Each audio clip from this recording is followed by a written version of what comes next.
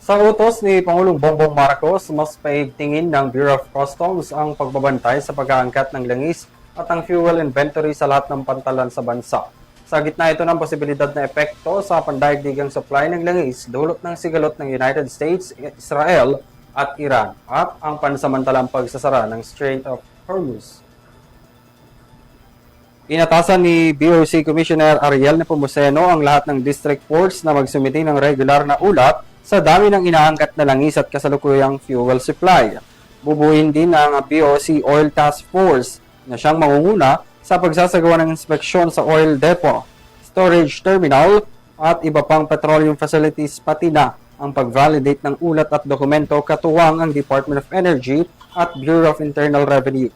Ayon kay Nepomuceno, mahalagang bantayan ang paggalaw ng oil importations at inventory levels upang mabigyan ng tamang ulat ang pamahalaan at maging handa ang bansa sa posibleng kakulangan ng supply.